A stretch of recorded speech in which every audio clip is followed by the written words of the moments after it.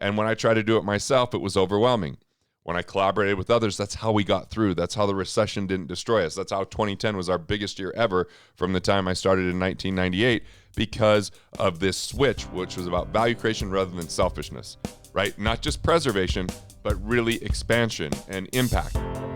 Money can be complicated. Let a nerd help you. We're here to demystify the complex nature of money by getting you answers from financial nerds and whiz kids. Welcome to Ask the Money Nerds, a weekly segment of the Wealth Labs podcast where we answer your most pressing money questions. Do you ever feel like you're broke, you're struggling, you're trying to get ahead, you're working harder, but even with side hustles, it just isn't quite working out? Well, today, with the Ask the Money Nerds, we're going to tackle these types of questions right here. All right, Chief of Staff Stovall, what we got going on? We have a question from Melund today. Okay. And it's pretty comprehensive, but I think it's a question that a lot of people will be able to relate to and can learn from her situation. Okay. So she says, I've been researching for my answer, but I feel stumped. All I want to do is find money to start and build my own wealth capture account. So between you and Robert Kiyosaki's teaching, she's been trying to find a way to make enough money, not just for her living expenses, but so she can finally put some money up for herself by the end of the month. So she does overtime, she drives Lyft to bring in some extra money. And let me give you a little background information on her financial situation.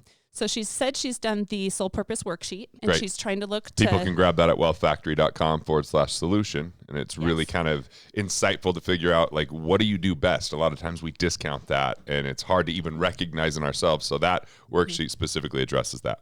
So Melund's on the process of trying to figure out what her investor DNA is. And she, this is her background information. So she says she makes $30,000 a year. She has about $18,000 left on a car loan. Okay. She has $30,000 left on a student loan and $1,200 in credit card debt. And then she has her phone bill for $121 a month. Okay. And her rent is $599 a month. So she's working on clearing up her credit. How much was the phone? The phone was $121. Okay. And then $599. Okay. Got it. So she just feels like she's getting burnt out on her situation. So she wants to see how she can get out of her job. And she kind of sees how her situation is helping her stay in poverty. And so she's just wanting to start making more money to then have some money to put towards herself. Okay. Let's start with the simplest step, which is we've got to understand the importance of the wealth capture account. The wealth capture account is to battle Parkinson's law. So Parkinson's was about looking at giving people assignments or tasks and looking at how much time it took them to get those done inside of businesses. And they found that those tasks would just kind of expand based upon how much time and space was available. Well, then the same studies start happening in money.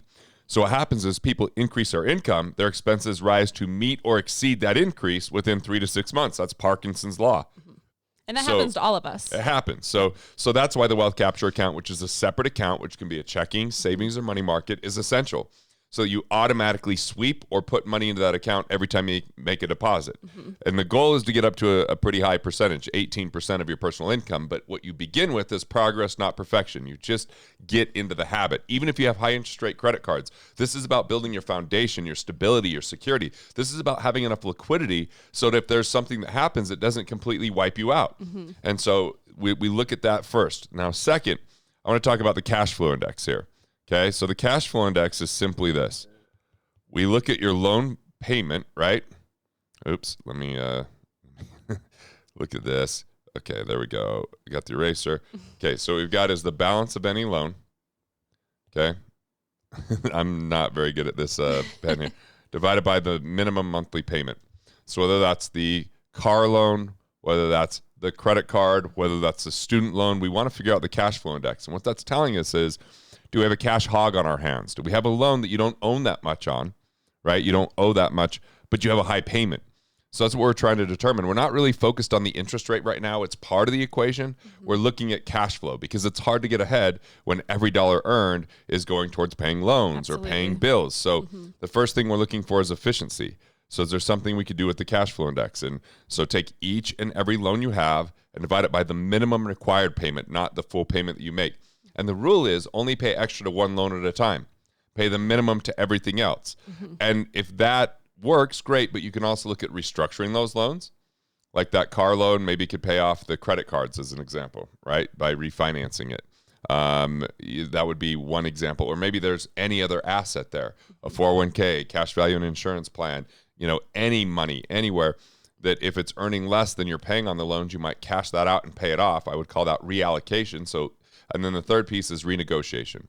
Can you get better interest rates by calling and negotiating better interest rates, or looking at other institutions that might be better at refinancing, specific ones that deal with car loans, specific ones that deal with student loans, or specific ones like just getting a better credit card interest rate and doing a balance transfer. So that's the next thing. So first is Parkinson's law, set up that separate account.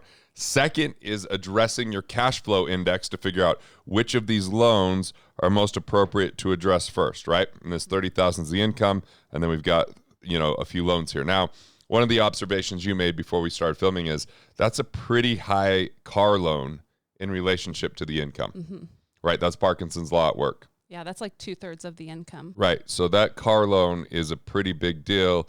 And a few questions would be, are you underwater in that? Could you sell it and have a profit?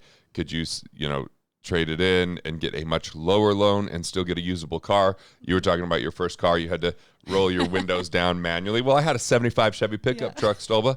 So I had to roll those windows on down like that, and probably not the most gas efficient thing that I've ever driven. I think I got gallons to the mile instead of miles to the gallon in the thing, but it was a small town I drove around in, and, had a stick shift, and, air conditioning was more when you open the windows than actually having a real air conditioner. Did have a heater that worked though, so I'll give it that.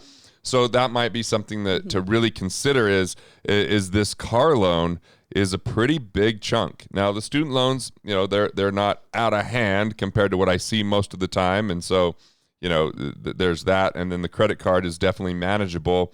But so if she wanted to look at her credit card and maybe pay that off quickly, you said do the cash flow index, but if she wanted to try to renegotiate a high or a lower interest rate, how would she go about doing that? Just making a call to the credit card company? You could call the credit card company and say, hey, I'm looking to maybe do a balance transfer. Before I do that, I want to talk to you. You might say, hey, can you get me to the deals department? I'm looking at credit cards and wondering what you have. And when you get to that person that actually has authority to negotiate, if you've got a good credit score, ideally you want to be above 760. If you've got good collateral, like a car is good collateral, for example, or a home is good collateral, that helps with your interest rate a little bit, if you want to get it away from the credit card. Just have good cash flow reporting, so that you have a good credit score. Making sure to have errors on your credit report is also helpful. A few of these basic things, if you get above 760, you're going to be very likely able to get a better interest rate. Now, if you're below 680, it's going to be it's just a lot harder. Yeah. Right. So maybe paying it off would be better than and try to renegotiate at this point. So maybe if she wants to renegotiate the interest rate, before she does that, really checking in on her credit score before she makes that call. Yeah, and there's plenty of services out there. Credit Karma, free credit report, annual credit report. I recommend getting all three reports at least once a year, Experian, Equifax, and TransUnion, because you can see if there's inconsistencies or errors. Some of that might be you've got someone else's, on your report. It might be that you've paid off a loan, but it's not showing paid off. It might be that you've utilized this credit card at $1,200, but there's $5,000 total available, but it doesn't show the available balance. So it looks like you've maxed out your utilization rate, right? Loan to value type of situation. So you want to make sure that's reported. It could be that they have the wrong name, the wrong address. Like these little inconsistencies start to add up, but you don't debate more than 3 things at a time. Once you get the report, it gives you the address. You want to send it certified mail, right? These are some of the basics in improving that. But, looking at, does it make sense to sell the car? Does it make sense to pay off the credit card first when you go through the cash flow index? And obviously there's some side hustles going on here, working overtime and Lyft. But the key is, at a $30,000 annual income, what is her capability? What can she create the most value in? What could she do? Is there things she can add to the bottom line at the organization? That's step one. That's being entrepreneurial and having that conversation to see what upside potential is there. Yeah. If there isn't, there might have to be a move to what other things can be done. So yeah, there's driving with Lyft, but is there something in her skill set that's available out there, right? Well, this looks like it's probably a nice car. There could be the app Turo, where you can actually rent your car out to create some additional income on days where you might not be working, right? On your days off and things like that. Living in an apartment, is there a time to maybe rent out another room through Airbnb? Like, it's really about getting more resourceful to get on your feet to start saving money. But the game changer here is going to be about making more money. It's about finding the right career. It's about finding the things that you have more upside potential, whether that's a business that you start, whether that's working inside of a business that allows you to use your skill sets at the highest degree. But, I was in college and I was working, part-time on the weekends for a telemarketing thing that I did inbound calls. And I just sat there and thought, I could work here for 16 hours a day and I'm never really going to get ahead. Yeah. So what are those skill sets that help the world from solving problems, from serving others, that really pull out the very best of who you are? And I wasn't a speaker from day one. I mean, I was talking to my wife about this recently. This guy, Roberto Monaco, filmed me at a thing in Costa Mesa, which when we watched the video, it was atrocious and painful, but he started to coach me and my skills increased.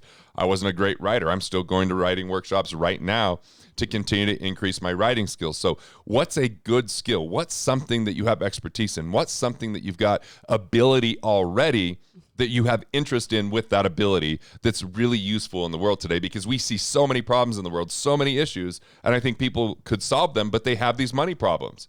And so, yeah, you could scrimp and save and sacrifice and live off rice and beans and do all this, and the bottom line is still not be that much better off a year from today. This is really about the individual and what they can do to increase their income. Mm-hmm.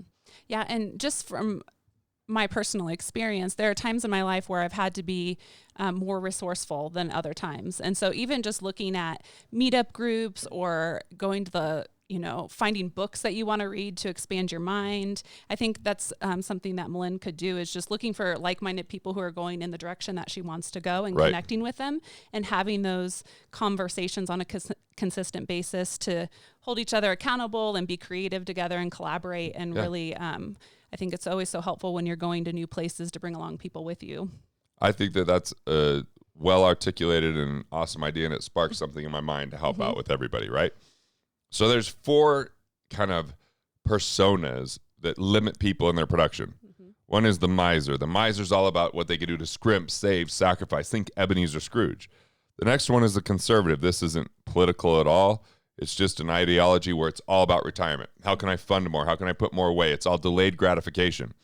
Then you see the strivers out there. They're just saying, I'll outwork everyone. I'll work a second job, a third job. I'll spend 18 hours a day in my business. I'll do whatever to hustle. Yeah, right? This is the hustle and grind community there. Then we got the high roller. The high roller is kind of like the, entertainer, and they're always got an opportunity and a deal coming, and you should get involved in it. They just started a new business, or they're now early on they're at the ground floor of a new network marketing thing. They're always working some angle to take something from and they someone. always know the prominent people, right? So they all have a counterpart.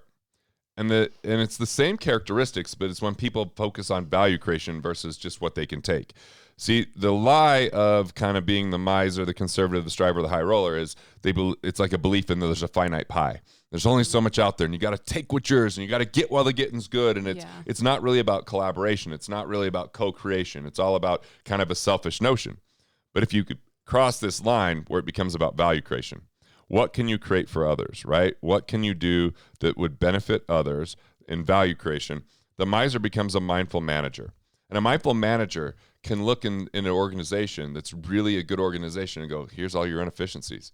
You're losing money here. You're leaking money here. You're not even utilizing this. And here's a way that you can do this for a lot less, right? That's an amazing trait, but you have to collaborate in order to get there. It's not just what you do individually. So what's the right organization that could use those skills that you could show that? The conservative becomes the planner. The planner actually can look at what the risks are out there in the future and start making sure that you're prepared as the economies change or things happen or there's, time to take something to come about, and manage people so they all know what they're doing.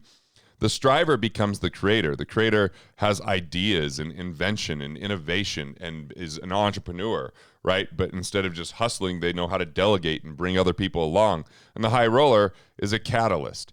And see, we all have to have a catalyst in our life, someone that believes in you, someone that knows how great you are, and they want to connect you to others and bring in you to opportunities. And when you find a catalyst, it changes your life. So whatever one of these you are, when you're on your dark side and your worst days, a miser, conservative, striver, high roller, or on your best days, a mindful manager, planner, creator, or catalyst, once you figure out who you are, then this is how you switch. This is the deal. Then if she could find other planners, creators, or catalysts, if she's the mindful manager, The switch becomes first looking to collaborate. Who do you know? Who could you work with? Who helps you with accountability, mentorship, coaching, or can bring the best out in you, right? Then the second is elimination, and elimination's a big one. Because elimination comes down to, what are our escapisms? What are the things that take our time? Is it our story that we complain about? Is it we're in victimhood and that we just sit there in anger and frustration or stew in our misery? And look, this happens. Like, my escapism that I had to eliminate was, I stopped listening to sports talk radio when I'm not even watching sports. Now, like, that's fine to maybe do it for a minute or two, but I would have an hour in the morning that could have been meditating, or, I'm listening to that, or coming home and being exhausted and then just plopping in front of a TV series and letting that suck away my life. Once again, watching TV in the right context, perfectly fine. When it's escapism, it becomes problematic. So if we can find those things that are busy but not productive and start to eliminate them in our life, then we open up a lot more possibilities. So first is all about what you mentioned, which is collaboration. Right? You use that word, collaboration, then it's elimination. Now it's when we have a team, when we have people that are working with us, whether that's an independent contractor, whether that's a business partner, whether that's a strategic relationship. Now it's about, where can we delegate? Where can we find other people once we've created profit to delegate to, so that we don't get stuck doing everything ourselves and limiting what we can achieve? Yeah. And once we do that, we can come back to creation again. Right? Creation is, well, now what would you do if you had more time to do what you do best? And what could you do to improve something and add more value and create more longevity, right? So there's recurring revenue. So we have to switch from a scarcity mindset to a more abundant mindset. We have to think more in innovation, ingenuity, and invention rather than in fear, doubt, and worry. And I get, it's like, I've been there. In 2008, all of a sudden my business didn't just grow for the first year. Not only did it not grow, I was taking on launching a book and, building this video course. And, we just launched a program the year before, and there was so much happening. And when I tried to do it myself, it was overwhelming. When I collaborated with others, that's how we got through. That's how the recession didn't destroy us. That's how 2010 was our biggest year ever from the time I started in 1998, because of this switch, which was about value creation rather than selfishness. Right? Not just preservation, but really expansion and impact. And so this is a formula on making more money, at least philosophically. We went through some very practical things with the cash flow index and with the wealth capture account, and just whether or not to sell this car or not, and take that into consideration, and looking for which organizations could they use their skills to get upside potential, or is there a place to maybe start a business? But businesses don't have to be big and complex. They can simply be, what is the first thing that you could do to have more control over the outcome of your income? Yeah, definitely. Well, Milind, I'm really grateful that you reached out. I think this is a question that applies to many people. You're having the courageous conversation, not only with yourself, but reaching out to us and getting the information that you long to know. So do us a favor, keep in touch when you get to the place of starting your own business and feeling like you're in a better situation. Reach out and keep us posted on your journey, because I think this is really exciting. It's there's great opportunity here for you, and I think there's a lot of really applicable advice here for her. Thanks, man.